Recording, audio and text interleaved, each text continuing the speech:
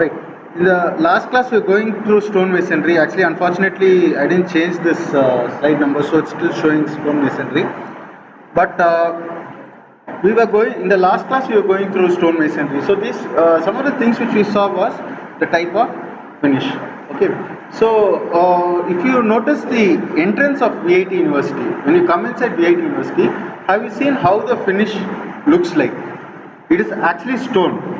They have not let any of the, what shall I say, stone particles to project beyond a particular limit. Whatever was projecting beyond a particular limit, if you take it off, you get a smooth surface. Okay, so that's what we were looking at, and the types of finishes which you get is based on how much effort you are putting on the stone. Please wait for 5 minutes. So if you put a lot of effort, you can polish it to even mirror-like finish. You can look at granite, marble, and certain stones. They give a very good finish. Okay. So and if you notice, there is a lot of similarity to brick masonry. Okay. Here you got this English bond and Flemish bond, so on and so forth. Here, basically, you either arrange the blocks in a random fashion or you arrange the blocks in a course. Okay, even the course, you can make all the stones to be of the same size and get a course, or you can use an approximate size, one big stone, and try to keep all the stones within that particular level. So overall you get a line, but between those two lines you may have some irregular shapes. Okay. Then the ultimate or the best kind of stone masonry is the ashless stone masonry, where you try to make it into very regular size blocks.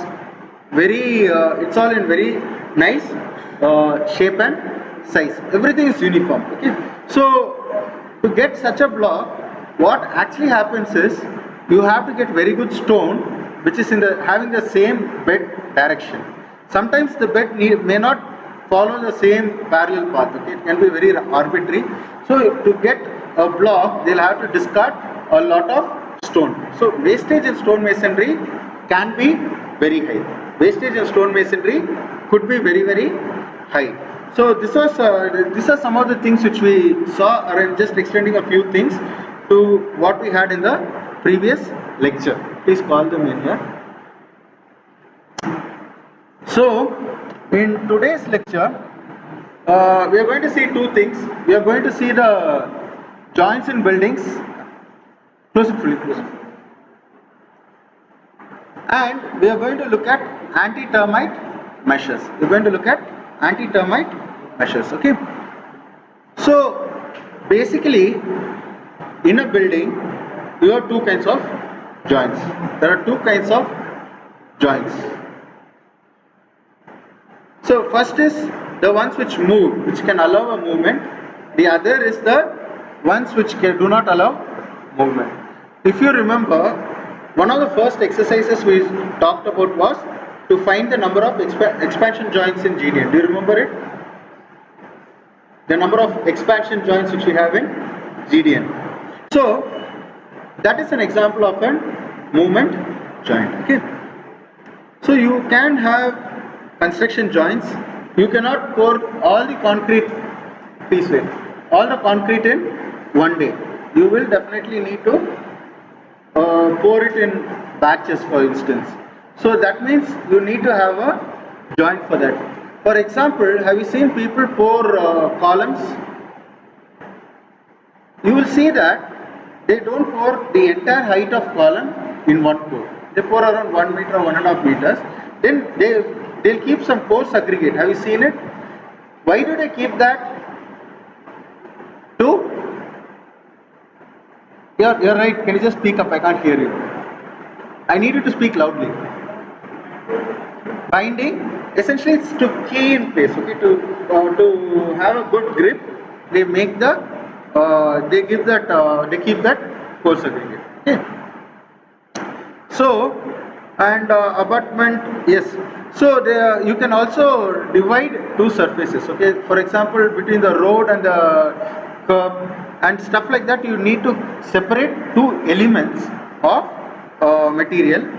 And this expansion joint, if you see along the building, this is a very long building. If you have a very long building, then when the thermal changes, the building will be moving to a very large extent.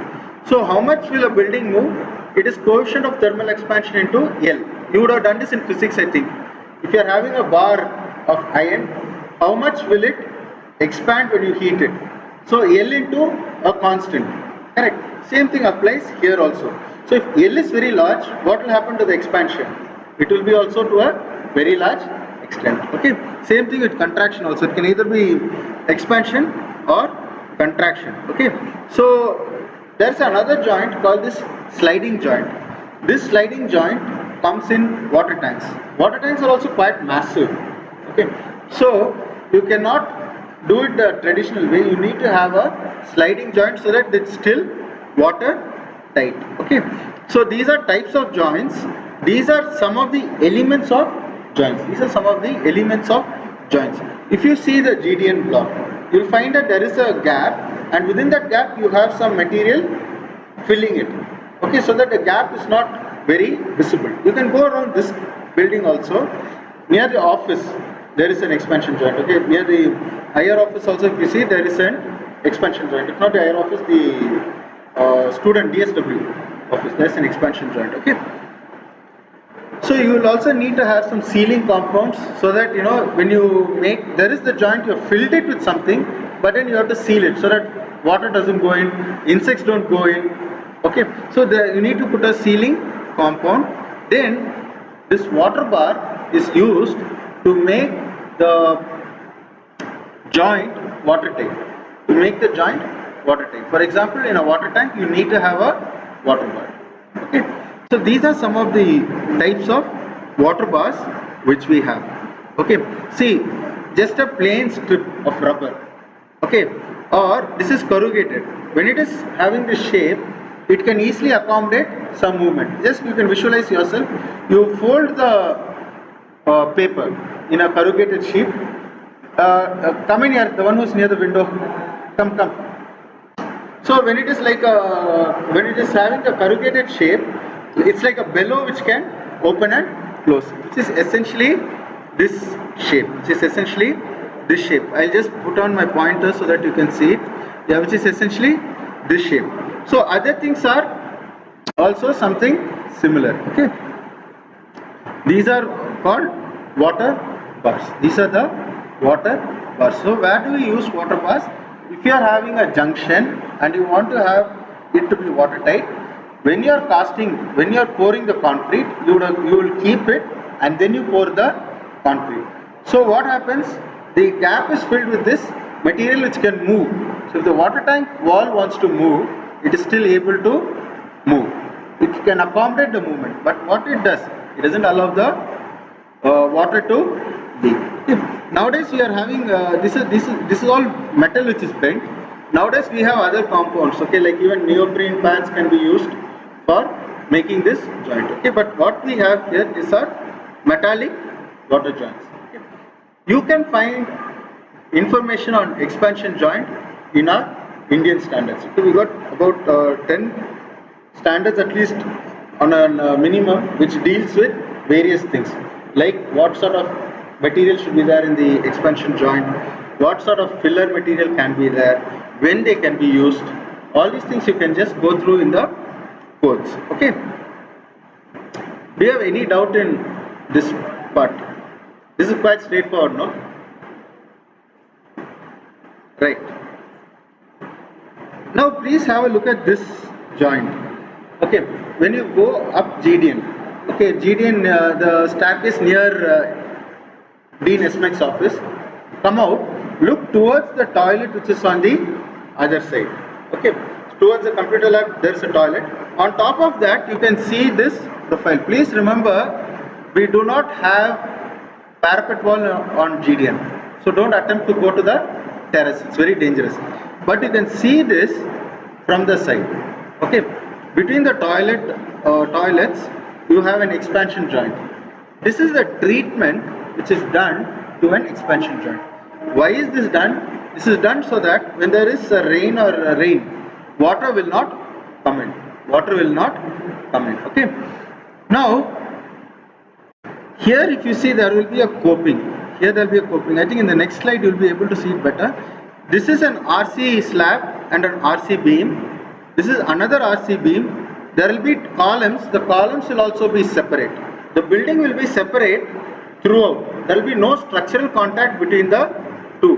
Only element which is allowed to be shared is the foundation. It means this beam will rest on a column individually. This beam will rest on another column. These two columns will not have any connection, structural connection. When I say structural connection, it means there is a method or mechanism for force to be transferred from one side to another. See, force from the slab can be transferred to this beam because it is monolithic or in one piece. Same way, if this beam is in one piece with a column, then there is a transfer of force. But if this gap is there, will there be any transfer of force? Okay, so this is essentially what we mean by that. Okay, this is what we mean by that. So there is no force transfer, so there is no structural connection. This is true till the foundation, but at the foundation pad level. At the foundation pad level, the two columns can share the same pedestal. They can both share the same pedestal. Okay. Now, please have a look here. Can you see there is a groove which has been cut here? Can you see there is a groove? Now, why is this groove there? See, when water falls on this coping, it will slide down. Then, when it comes here, due to capillary action, it will try to stick to the wall and then run down here. Now, to prevent that from happening, so that this brick portion is protected, they have this groove cut. Okay, so it means that when water comes to this notch, it's forced to drip down. Okay, so this is an example where there is one wall on one side and then you are having another connection. Like for example, you are already having a wall and then you want to make another extension to your house. This is probably the way you make the connection. Okay, so basically the brick here can move a little to the left or right, but there will not be any chance of water to come through. Okay, now these are some of the other ways where suppose you are not able to pour in one pour, you will be using any one of these techniques. Like how in the columns they keep the stones to make the grip, to get the grip. These are some of the ways we have construction joints done to make the contact. I mean to be in touch, to transfer force and all those things. And you will also have some rods which are made to connect. This happens in highways. This happens in roads. Okay. Usually they cast it in what they call as checkerboard pattern. All the slabs, all the road slabs are cast in checkerboard pattern. What is checkerboard? You've seen a chessboard, right? You got white squares and black squares. So when you cast a road, concrete pavement, you will follow the checkerboard pattern. By that, what do we mean? They'll pour first probably all the areas where there is white. They'll keep some formwork, pour it. After the concrete sets, they'll remove the formwork. They'll put some temporary, like some material like thermocol or some other material which is very good in compression but which doesn't transfer force. If you keep thermocol between two elements, do you think it will be able to transfer force? You make a structural break, right? So once you do that, you can pour the concrete in you can pour it in the spaces which you have missed out. Okay, so that's called a checkerboard pattern. Okay, see, this is an example of force in checkerboard pattern, and also that dowel bars which we have, which are used to transfer the force from one slab to the other. Okay, so this is the typical way by which you will be casting a road. Okay, and sometimes you will not be able to make the pour continuously. Okay, maybe this construction joint is seen, but if suppose you are having a very long slab, okay, for example, if you are having to concrete MB fully and it so happens that you don't have a mixer machine. Okay, earlier there was no pumped concrete or anything where you could just keep getting concrete to the required quality in the required quantity. Okay. So what they'll do is they'll have to make a cold joint. So they will they will be tapering the concrete. It will not be made vertical. So there will be enough rough surfaces left so that you can continue the joint. Okay. And this is a very common example. Okay, in most of the houses you will see that they'll raise the concrete column to about 1 meter. Have you seen it? In the terrace they'll have stubs of columns. Why do they keep it? Later on when the owner wants to construct one more floor or two more floors, all he has to do is knock out the concrete, then the reinforcing rod gets exposed. Now they can easily attach more reinforcing rod to the exposed rod and continue the construction. Okay, so this one you will see many times near staircases. Have you seen in houses they have just left the rods exposed. Now what happens when the owner wants to build the next floor? He just has to connect the new reinforcement to the existing one, do the shuttering, finish it off. Okay, but order would be first the shuttering and then this one. Okay. So this is another example of the checkered board pattern. Okay, what we do. This is a typical highway expansion joint. I am sure all of you have seen this. Okay, see, can you see they have got a metal here? This is an edge angle which they give. The reason is, if it is not there, the vehicles keep giving an impact on the edge of the concrete, which will keep breaking, and it will damage the entire concrete. Now, this steel angle which is given here is so strong that such an event is not likely to happen. What is that event? The event of the concrete chipping off. Okay, the event of concrete chipping off is totally gone. Okay, so this is a view of the expansion joint when you are having metal deck floor. Okay, till now we have not talked at all about this metal deck floor. Okay, what is this metal deck floor? When you are having a slab here, below the concrete slab, what is there? Nothing is there. It's just concrete. Okay, so what happens here is, you put the reinforcing rod and then you get a slab of particular thickness for getting the strength. The disadvantage of this slab probably is, when you are constructing this slab, you need to provide props. When you are providing props here, this entire floor becomes unusable. What can you do when props are here throughout? You cannot do any work. Okay. In industrial structures are predominantly made of structural steel. Okay, so there will be beams of this nature, and this beam is again resting on another beam which will rest on a column. Okay, because it's fully steel, what they do is they get this profiled sheet or decking sheet. This decking sheet is thin, but because of the profile, it is strong. Again, I use the example, if you fold the paper like a fan, what happens? It's able to span a gap. Same thing happens here. Because of this profile, it is able to span a gap. It is able to span a gap. Now, instead of giving steel reinforcement steel reinforcing rod inside, they will keep this sheet itself as a reinforcement. They will keep some shear studs. And then shear studs means essentially just some bolt or something like that, which is connected, which is welded to the sheet. Then they pour concrete, and the concrete gets linked to the shear stud. So force is transferred from the concrete slab to the shear stud. When the concrete is wet, when it is in a wet state, this decking sheet offers support for the concrete, behaving like a shuttering. Okay, once the concrete sets, it becomes like a reinforcement for the concrete. Okay, so it is very effectively using the section. The benefit is, because it's a combination of steel and concrete, steel is there throughout, you can reduce the thickness of slab. If suppose you require 150 typically, here 100 mm thick will be sufficient. What is the material saving? 50%. What is the time saving? A huge time is saved, because you don't have to make the shuttering, you don't have to remove the shuttering is already there.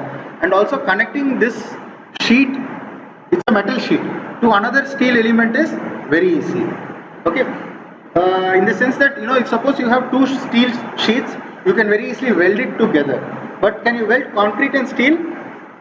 That is what is the benefit here. So you don't the connection between steel and this sheet is very good, and also you are able to get very good savings in the amount of material used. Okay, although this roller deck or this decking sheet is costly, you still have a benefit. Okay, this is also called permanent shuttering. This is also called permanent shuttering because after the concreting operation, are we removing the shuttering? It is still staying, right? So it's also called permanent shuttering. Even in such a case, see the beams. This beam is supporting the beam above, which is on which the permanent deck, or roller deck, or this profile sheet is sitting, and there is a gap. This gap makes it that any expansion or contraction is there, it is accommodated. And again, just like what I told you, on top of GD and what I wanted you to see, a similar arrangement has been kept here to keep the structure below watertight. Okay, clear? About joints in structures, do you have any doubts? Would you like to share anything, or do you want to ask any questions? Fine. Okay. The next thing is about termites. I'm sure all of you have heard about termites, right? Termites. So these are insects or white ants. They also call it as white ants. These are insects like ants which live primarily on wood. Okay. They also cannot live without being in touch with soil. Okay. Termites require to be in touch with soil. So whenever a termite colony is there, they will start to make a track of sand or soil. You would have seen that, right? An infestation. They call it an infestation of termites. Karaya. Okay. It's karaya in Tamil. I don't know what it's in Hindi or any other vernacular. So termites are a very big problem because if it gets into the woodwork of a window, the wood breaks. Okay. Then it not only enters there, then it sees the brick is there. Brick, it can easily make it into a powder.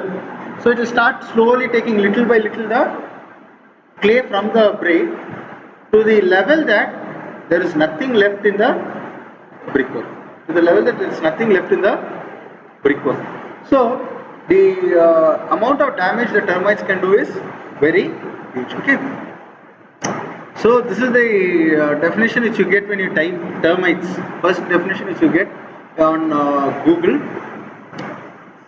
Now this is a code of practice for anti-termite measures in buildings. This is the code for anti-termite measures in buildings. Again, when you search for codes on termites, Indian codes, there are about 5 or 6. So what chemicals can be used, and so many other things are there which are basically there are 3 kinds of methods by which you can prevent termites from coming. First is chemical barrier. Second is soil treatment. Okay, you're adding some chemicals to the soil.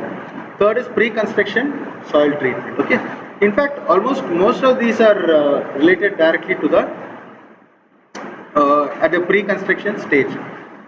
Recently in my house, the house where we are renting out had an infestation of termites. So we had people come and treat it. So essentially they drill holes, apply the chemical, kill the white ants as well as any eggs which are there. Then they again plug it with some material. Okay. So anyway, if you are going to do a structure, okay, basically these are the areas where you give the treatment. Okay, these are the areas where you give a treatment. Before you make this base concrete, you will give this treatment. Then you will apply the base course. Okay. Then on the surface, you again apply the anti-termite treatment. Okay. Then see, here also you got a coat, and below, just below the junction of the superstructure and a substructure, there also you got a coat. Actually here there is DPC, and this is DPC. This is not anti-termite treatment. Here you will be giving. Okay. Here is the place where you give the treatment. So what is the significance of this? We were talking about projects. We were talking about various stages in a project. So in the planning stage, you have to estimate the cost of the building. Okay. So once you know the cost of excavation, okay, you know how much you are excavating, what depth you are going, what is the width. Immediately you will be able to work out how much anti-termite treatment has to be done at the base. Then you know the surface area of this brickwork. So you will have to find out this surface area and also give the quantity required for anti-treatment, termite treatment measures. Okay, so this is another quantity which you have to measure and keep it ready. Okay. Now this is a video of some Whether for pre-construction residential or treatment. commercial structures, pre-construction termite treatments for new building projects are dependent upon careful coordination between the building contractor and a reliable pest services partner. Dixon Pest Services enjoys close, trusting relationships with many area contractors who have come to know that they can depend on us for the best quality work on every project. Depending on the size of the slab involved, pre-construction termite treatments actually involve multiple applications of soil termiticide, sometimes more than 3. At the first application, our technicians arrive at the job site and measure and graph the foundation footprint. See, this is a pedometer. They are finding the length of the vendors. This step is necessary and very important. The measurements are the basis for calculating the exact amount of material to apply, and without them, the termiticide application would be no better than guesswork.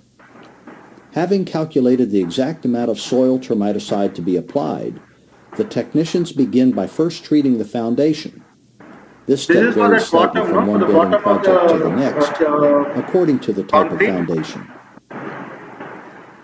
The technicians next treat the slab fill area, and this application is done at a variable rate according to the type of fill material, either 1 gallon per 10 square feet, or, if gravel is the fill material, 1.5 gallons per 10 square feet. Once the slab fill area has been treated, the technicians then treat what are called critical areas, again at specified rates. Example of critical areas include pipe penetration points, expansion joints, and any other predetermined breakpoints in the slab. Once this initial application has been completed, the technicians arrange with the contractor or project foreman to have the treated slab area covered as soon as possible to protect the termiticide, and the slab is then poured. Many new construction projects involve a second soil termiticide application. This occurs when there are subsequent pours at the project site that need treatment before additional concrete is poured. Examples include dirt-filled porches or patios, sidewalks, stoops, steps, and driveways. A final application of soil termiticide occurs later in the construction timetable, usually at the end of the project, after the contractor has completed final grading around the foundation. For this application, our technicians dig a 6-inch wide and 6-inch deep trench around the exterior foundation wall.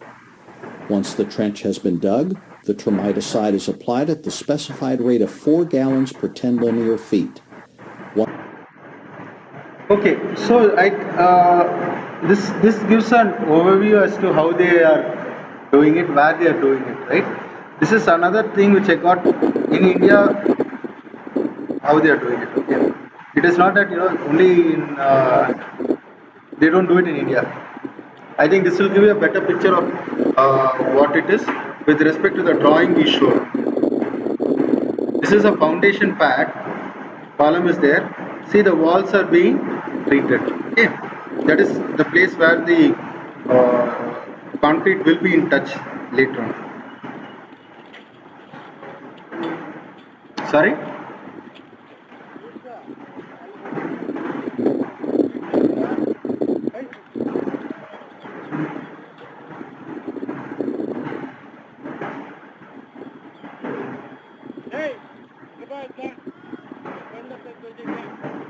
Okay, so with this I will close this session.